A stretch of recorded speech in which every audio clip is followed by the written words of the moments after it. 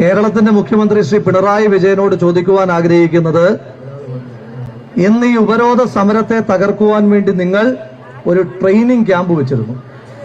ആ training camp വെച്ചാൽ ഇവിടെ ഉപരോധം ഉണ്ടാകില്ല എന്ന് കരുതിയ കേരളത്തിന്റെ മുഖ്യമന്ത്രി ശ്രീ പിണറായി വിജയനെ വെല്ലുവിളിക്കുന്നു. ഈ അമ്മമാരുടെ വലയം ഭേദിച്ച ഈ ഗേറ്റിലൂടെ ഒന്ന് സെക്രട്ടേറിയറ്റിലേക്ക് പോകുവാൻ നിങ്ങളുടെ പോലീസ് പടയ്ക്ക് സാധിക്കുമോ എന്ന് കേരളത്തിന്റെ മുഖ്യമന്ത്രിയെ വെല്ലുവിളിച്ചുകൊണ്ട് ചോദിക്കുവാൻ ആഗ്രഹിക്കുകയാണ്. പ്രിയപ്പെട്ട മുഖ്യമന്ത്രി, നിങ്ങൾ ഇന്ന് വെച്ചത് പാലിയേറ്റീവ് ട്രെയിനിങ് ആണ്. ഈ അമ്മമാർക്ക് നമ്മുടെ നാട്ടിൽ തളർന്നു വീണ് കിടക്കുന്ന മനുഷ്യന്മാരെ പരിചരിക്കുവാൻ ഇനി ഒരു ട്രെയിനിങ്ങും ആവശ്യമില്ല. അതൊക്കെ ചെയ്ത് ശീലിച്ച ആളുകളാണ് ഇവിടെ ഇരിക്കുന്നത്. അതുകൊണ്ട് നിങ്ങൾ ഒരു ഇൻഡാസ് ഇറങ്ങിയാൽ പൊളിയുന്ന സമരങ്ങൾ നിങ്ങൾ ചെയ്തിട്ടുണ്ടാകും. പക്ഷേ അത് ചെയ്യുന്നവരല്ല ഈ അമ്മമാരെന്ന് നിങ്ങൾ ഓർക്കുന്നത് നന്നായിരിക്കും. മിസ്റ്റർ പിണറായി വിജയൻ, ശ്രീമതി വീണ ജോർജും അടക്കമുള്ള മന്ത്രിമാരോട് എനിക്ക് പറയാനായിട്ടുള്ളത്, ഈ ഇരിക്കുന്നത് അമ്മമാരാണ്. അമ്മമാരുടെ കണ്ണീര് വീഴ്ത്തിയവരാരും ഗതി പിടിച്ചിട്ടില്ല എന്നുള്ള ഓർമ്മ നിങ്ങൾക്കൊക്കെ ഉണ്ടാകണം. അതുകൊണ്ട് ശ്രീ പിണറായി വിജയന്റെ നേതൃത്വത്തിലുള്ള മന്ത്രിസഭയോട്, ഈ സമരത്തെ ആക്ഷേപിക്കുന്ന CITUവിന്റെ നേതാക്കന്മാരോട്, MLA മാരോട് സൂചിപ്പിക്കാനായിട്ടുള്ളത്, ഈ അമ്മമാരുടെ കണ്ണീര് വീഴ്ത്തിയാൽ നിങ്ങൾ മാത്രമല്ല, നിങ്ങളുടെ കുലം പോലും മുടിഞ്ഞു പോകും. ആ രീതിയിൽ ഈ നാടിനു വേണ്ടി കഷ്ടപ്പെടുന്ന, കഠിനാധ്വാനം ചെയ്യുന്ന മനുഷ്യന്മാരാണ് ഇവിടെ ഇരിക്കുന്നത്. കേരളത്തിന്റെ വനിതാ ശിശുക്ഷേമ വകുപ്പ് മന്ത്രിയുണ്ടല്ലോ ശ്രീമതി വീണ ജോർജ്, വന്ന് കാണൂ. ഈ സെക്രട്ടേറിയറ്റിന്റെ അങ്കണത്തിൽ അംഗനവാടി അമ്മമാരും ആശാവർക്കർ അമ്മമാരും ഇവിടെ സമരം ചെയ്യുകയാണ്.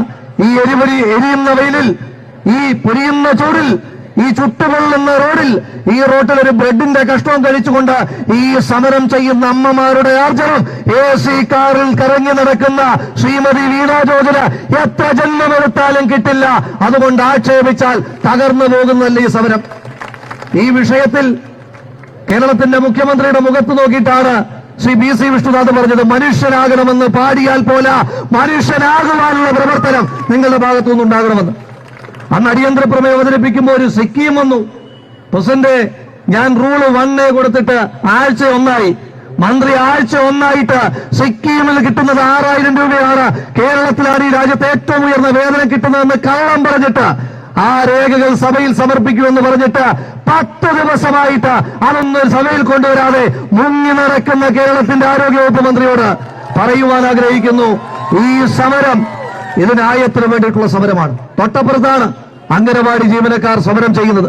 ഇവിടെ പ്രസിഡന്റ് സൂചിപ്പിച്ചു, ആശാ വർക്കർമാരെ പോലെ അഭിനയിക്കേണ്ടി വരുമെന്ന ആ സാധുക്കൾ ഇതുപോലെയുള്ള ഗതികേടിലാണ്. നിങ്ങൾക്ക് ഫോൺ കിട്ടിയില്ല എന്ന് പറഞ്ഞു, കിട്ടാത്തതാ നല്ലത്. അവർക്ക് കിട്ടിയ ഫോണിന്റെ പ്രത്യേകത എന്താ അറിയോ? ആ കമ്പനി പൂട്ടിപ്പോയിട്ട് 6 വർഷമായി. ശ്രീമതി വീണ ജോർജിനോട് പറയുന്നു, അംഗനവാടി ജീവനക്കാർക്ക് കൊടുത്തിരിക്കുന്ന ഫോണിന്റെ ബാറ്ററിക്ക് ഒരു ചാർജർ ആ കമ്പനിയുടെ വാങ്ങിത്തന്നാൽ ശ്രീമതി വീണ ജോർജ് പറയുന്ന പണി ചെയ്യാൻ ഞങ്ങൾ തയ്യാറാണ്. ഈ 6 വർഷത്തിനിടയിൽ അവരെത്ര ഫോൺ മാറി?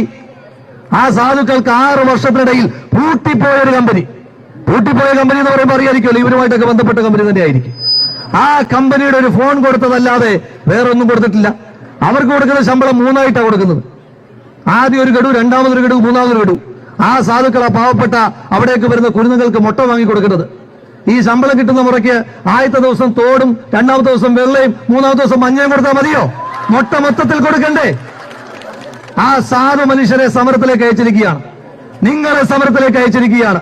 അതുകൊണ്ട് കേരളത്തിൽ ഇപ്പൊ ഈ സമരത്തെ ആക്ഷേപിക്കുന്ന ആളുകളോട് പറയുന്നു, നാളെ ഈ ആക്ഷേപിച്ചതിന് ശേഷം നിങ്ങൾക്ക് പ്രായമാകുമ്പോൾ തളർന്നു വീഴുമ്പോ, നിങ്ങളെ പരിചരിക്കാൻ നിങ്ങളുടെ കുടുംബമില്ലാതെ വരുമ്പോ നിങ്ങളെ നോക്കാൻ ഈ സാധു മനുഷ്യരെ ഉണ്ടാകുകയുള്ളൂ. അന്ന് നിങ്ങൾ പറഞ്ഞ അധിക്ഷേപത്തിന്റെ പേരിൽ നിങ്ങളെ ശുശ്രൂഷിക്കാതിരിക്കില്ല. ഇന്ന് ഈ സമരത്തെ പൊളിക്കാനായി നിങ്ങൾ നടത്തിയ ട്രെയിനിങ് ഇല്ലെങ്കിലും ഇവർക്ക് നന്നായി നിങ്ങളെ പരിചരിക്കാനുള്ള ധൈര്യം, ആർജവം ഈ നാട് നൽകിയിട്ടുണ്ട് എന്ന് മാത്രമാണ് സൂചിപ്പിക്കാനായിട്ടുള്ളത്. അതുകൊണ്ട് പ്രിയമുള്ളവരെ, ഈ സമരം അവസാനിക്കുകയല്ല. ഇപ്പൊ നമ്മുടെ ഈ കേരളത്തിൽ നിങ്ങൾ തുടങ്ങിയ സമരം നിങ്ങളെ പറ്റി ഓർക്കുമ്പോ അഭിമാനമാണ്. നിങ്ങളുടെ നാവാണ് ഞാനെന്നാ പറഞ്ഞത്, എനിക്ക് അഭിമാനമാണ്. എന്റെ അമ്മമാരുടെ നാവാണ് ഞാനെന്ന് പറയാൻ എനിക്ക് അഭിമാനമാണ്.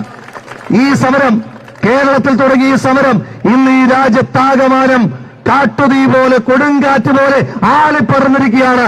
ഈ രാജ്യത്തെ എല്ലാ സംസ്ഥാനങ്ങളിലെയും ആശാവർക്കർമാർ അവരുടെ അവകാശത്തിന് വേണ്ടി സമരം ചെയ്യുവാനുള്ള പ്രചോദനമായി, സമരം ചെയ്യുവാനുള്ള ആർജവമായി, ഊർജമായി നിങ്ങളുടെ ഈ സമരം മാറിയിട്ടുണ്ട്. അതുകൊണ്ട് ഈ സമരം നമുക്ക് ശമ്പളം കൂട്ടി കിട്ടാൻ വേണ്ടി മാത്രമുള്ള സമരമല്ല.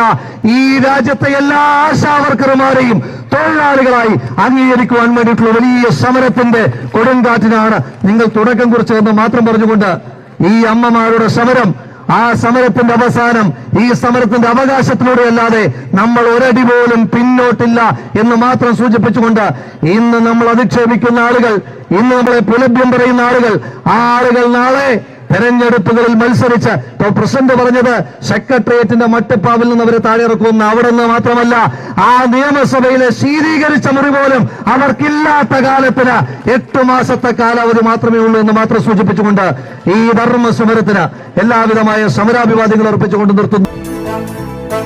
i2i News, an eye for truth.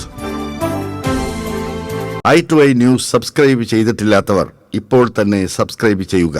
Notification ലഭിക്കുവാൻ ബെൽ ബട്ടണും അമർത്തുക.